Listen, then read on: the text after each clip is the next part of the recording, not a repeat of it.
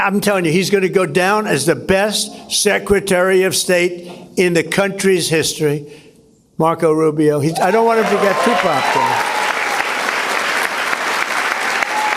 It's true. He says, I don't want him to get too popular. Well, I hate to tell you, Mr. President, but it's a little bit too late for that because Rubio's stock is skyrocketing. New polls are suggesting, and quite honestly, I mean, quite frankly, he's really vastly impressed me. And I'd love to get your thoughts on this too. I mean, Rubio has exemplified American impact, power, insight, intellect, resolve, conviction.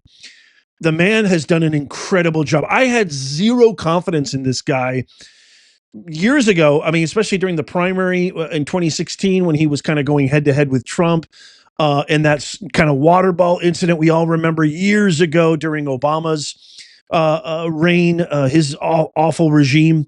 But this is a brand new, wholly different, wholly unique, mature, come of age Marco Rubio. And I'm going to share with you a clip that is going viral. This is a clip that I think exemplifies everything I just said and a whole lot more, where this is back in 2015, where Rubio talks about the awful, disastrous, abysmal Iranian nuclear arrangement and deal made by President Obama. I'm going to share that with you. And then President Trump has a new declaration on Iran. He just issued some very stark words, to put it mildly. Come on back for that. But first, check this out. I do want to be recorded for history's purposes before I know what was going to happen in regards to this if it goes through. Iran will immediately use the money that it's receiving in sanctions relief to begin to build up its conventional capabilities. It will establish the most dominant military power in the region outside of the United States, and it will raise the price of us operating in the region. They're going to build anti-access capabilities, rockets capable of destroying our aircraft carriers and ships, continue to build these swift boats that are able to come on us, these fast boats that are able to swarm our naval assets. And they'll make it harder and harder for U.S. troops to be in the region. They'll also work with other terrorist groups in the region to target American servicemen and women. And they may or may not deny that they're involved, but they will target us and raise the price of our presence in the Middle East until they hope to completely pull us out of that region. They'll also continue to build long-range missiles, missiles capable of reaching the United States. Those are not affected by this deal, and they'll continue to build them as they've been doing. And then at some point in the near future, when the time is right, they will build a nuclear weapon. And they will do so because at that point they will know that they have become immune, that we will no longer be able to strike their nuclear program because the price of doing so will be too high. Iran is led by a supreme leader who is a radical Shia cleric with an apocalyptic vision of the future.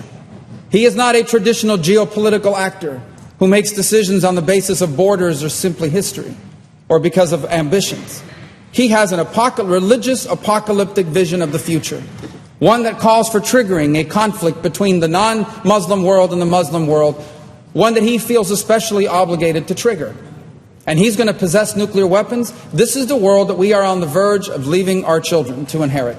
And perhaps we ourselves will have to share in it.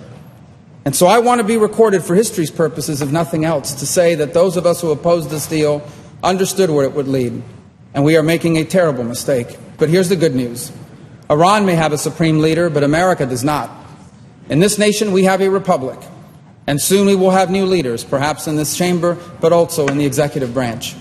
And I pray that on their first day in office, they will reverse this deal and reimpose the sanctions and back them up with a credible threat of military force, or history will condemn us for not doing what needed to be done at this critical moment in the world's history. I mean, tell me that doesn't sound like the State of the Union address or something. Oh, that's a very presidential speech. Not only is it extremely insightful, clairvoyant, and able to recognize patterns. And just one thing I want to add, not only do they have a supreme leader, not only does he have, it's an Islamic regime. They're not even Persian. They're not even Iranian. You know, Iran, that name comes from the original term Aryan. You know, Aryans, Zoroastrians, peaceful, loving people. That's why the people are celebrating all over the world. They're saying, thank you, President Trump.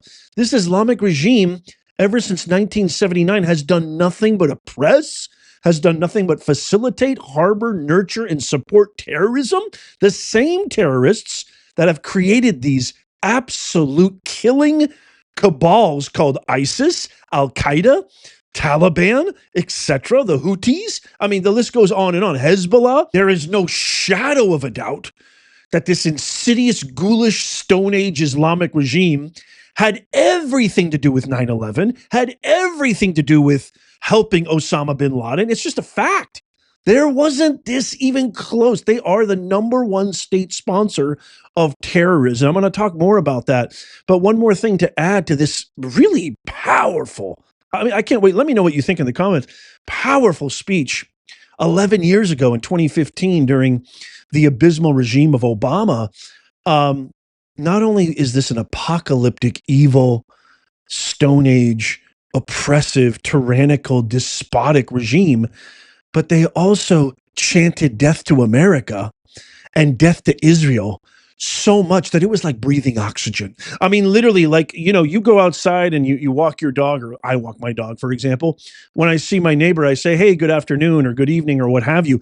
It's literally that's what it was like under this Islamic tyranny in Iran. It's like exchanging a good afternoon, saying death to America, saying death to Israel. So these guys have been threatening, not only destabilizing the region, they've been doing this for how long? And even now, even today, check this out. Rubio calls it out. If you or anybody you know is experiencing Medicare or has Medicare or having problems or issues, you're not alone. And that is why I have partnered with Chapter. Chapter is a nonprofit organization, unbiased, independent, and it's 100% free. It's like having the most amazing expert consultant that can help you gain clarity on your Medicare program for nothing. Call this number right now. Chapter has helped scores of our viewers and listeners. Check out this testimonial right here.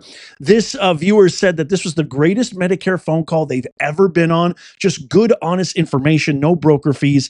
Thank you so much for the share, Professor Nez. This viewer said, I just got off the phone with Chapter, was able to save over $1,000 a year by calling them. Thank you, Professor Nez. Another viewer said they saved even more. So call this number, 656-218-0931, and gain clarity today and tell them Professor Nez says hello. I'll leave a link in the number in the pinned comment, show notes, and description down below. But again, that number is 656-218-0931. You can also go to askchapter.org/Professor Nez. Again, 656-218-0931. Call and start saving today. Here he is just a day ago saying exactly what everybody knows, but the woke media press and the liberal leftist anti-American communists don't want to admit. Congress. Our notification, listen, let me explain to you guys this in simple English. Okay? Iran is run by lunatics, religious fanatic lunatics. They have an ambition to have nuclear weapons. They intend to develop those nuclear weapons behind a program of missiles and drones and terrorism that the world will not be able to touch them for fear of those things. And this is the weakest they've ever been. Now is the time to go after them. The president made the decision to go after them, take away their missiles, take away their navy, take away their drones, take away their ability to make those things so that they can never have a nuclear weapon. That's why the president made this decision. It was the right decision. And the world will be a safer place when these radical clerics no longer have access to these weapons. You see how they're using them now. Imagine how they would use them a year from now if they had more of these. Well, we did. We notified Congress. I mean, we notified the Gang of Eight. We notified congressional leadership. There's no law that requires us to do that. The law says we have to notify them 48 hours after beginning hostilities. We've done that. I think the notification went today. But we did notify members of Congress in advance. But we can't notify 535 members of Congress. Well, the Congress can vote on whatever they want, but there's no law that requires us to do that. And I want to say something because I see people on TV. Look, that's fine. If they want to take a war powers vote, they can do that. They've done that. They've done that a bunch of times. But people keep saying that there's no law that requires the president to have done anything with regards to this. To begin with, no presidential administration has ever accepted the War Powers Act as constitutional. Not Republican presidents, not Democratic presidents. That said, we have followed the notification at 48 hours, and we're here today. I've done more Gang of Eight briefings than I got in the 4 years that Biden was president and I was a member of the Gang of Eight. All of that said, we've complied with the law 100%. So, I mean, Rubio has, like I said, just profoundly impressed me. He has superseded every expectation. He has obliterated any doubt To me, he is so emblematic of what America is all about: conviction, resolve, balls, intelligence, going after it, not letting anybody step up to the plate, threaten us, or even dare, challenge us in any way. And so new polls are coming out that, even though J.D. Vance might have a little slight lead, again, like I said, Marco Rubio's stock is rising. And the president, if you notice what happened in the primaries recently, especially in Texas, anybody who gets endorsed by President Trump, essentially, that's like the Willy Wonka golden ticket. You are guaranteed to win pretty much. And I don't know about you, but I've heard President Trump praise Rubio to the stars multiple times, not just once or twice. I mean, multiple times on multiple occasions, even going as far as saying, hey, Marco, I don't like it. You're getting more popular than me. I love you to death, but you can't get more popular than me, right? So you don't hear him really. He loves JD. I love JD. I know you love JD, but man. And by the way, I think this is really good because isn't this capitalism? This is what it's all about. Competition. Competition breeds ambition. Ambition breeds innovation.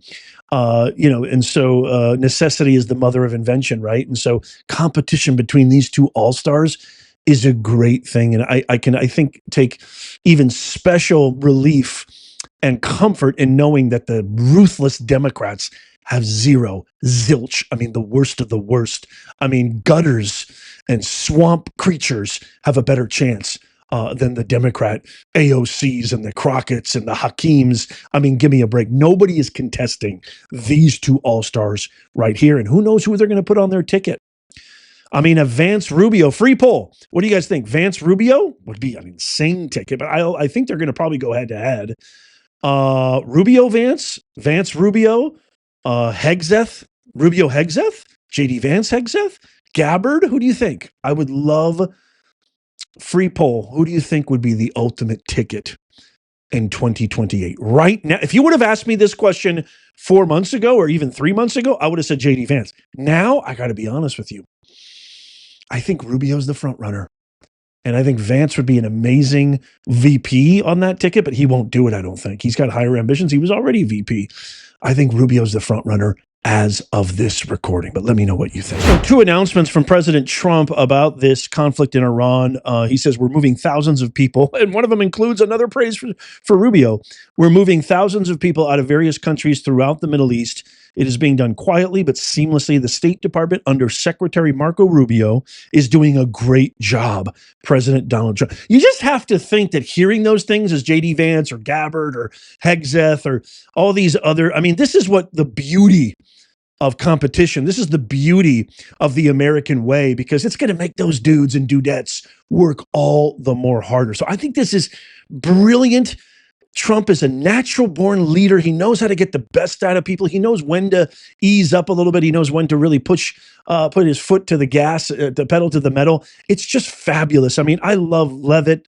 I think Caroline Levitt's amazing. Hegseth is amazing. I think Kennedy is amazing for health and human service. we have such an amazing all-star cabinet that this is just awesome to see. Here's the big announcement that Trump literally just made, saying there will be no deal with Iran except unconditional surrender. After that, and the selection of a great and acceptable leader or leaders, we and many of our wonderful and very brave allies and partners will work tirelessly to bring Iran back from the brink of destruction, make it economically bigger, better, and stronger than ever before. Iran will have a great future.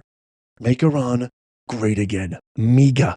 Thank you for your attention to this matter, President Donald J. Trump. So one of the more prominent figures, Tucker Carlson, has been really just going on a tirade against Israel, against this action, this conflict in Iran.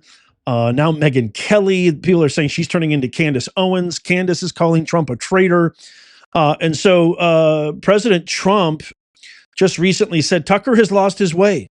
He told ABC's Jonathan Karl, he says, I knew that a long time ago. And he's not MAGA. MAGA is saving our country. MAGA is making our country great again. MAGA is America first. And Tucker is none of those things.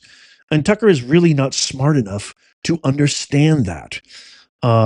These are comments that coming after Carlson recently called the strikes on Iran, quote, absolutely disgusting and evil. I really hate this. I really, really despise this kind of dissension and bitterness and going back and forth and airing out your grievances in front of the whole world just for clicks, it seems like, especially with, I don't want to really cast aspersions or name names. You know who they are. This move against Iran is one of the greatest international policy initiatives by any U.S. president in American history. Not only is this going to save countless lives, not only is this going to create new strategic partnerships in one of the most important regions on the entire planet, especially with oil and energy and even more, but it is going to stop the spread of one of the most vile, evil, backward Stone Age ideologies that, again, has facilitated, nurtured, and supported pretty much has touched every cell of every terrorist organization, high, low, medium, high, whatever, east, west, you name it, in the entire country.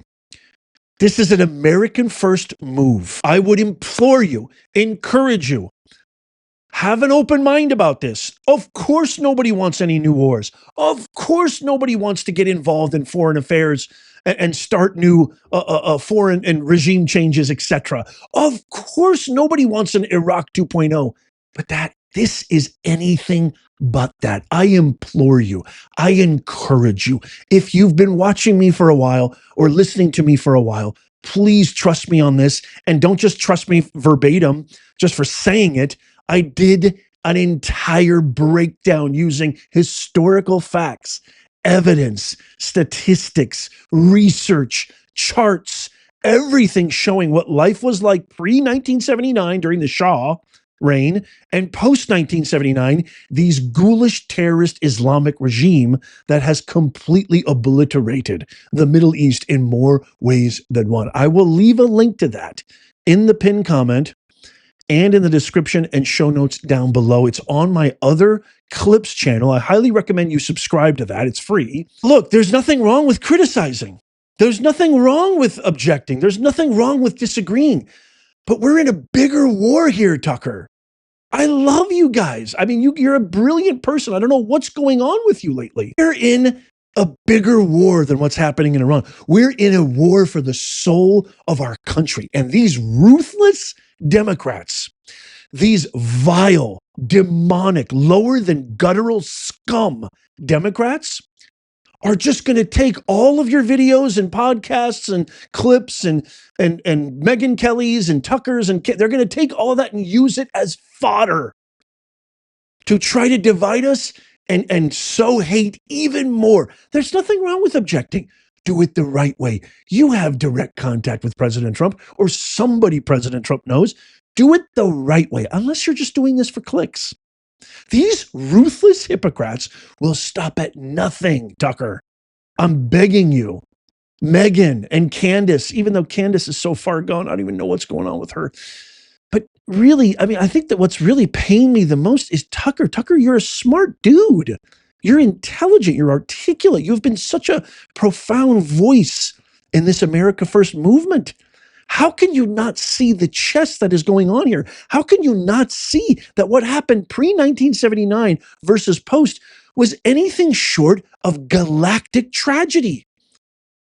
I mean, it was a galactic tragedy what happened post-1979. Never mind the fact that tens of thousands of innocent people are being massacred just for exercising their inalienable human right to protest.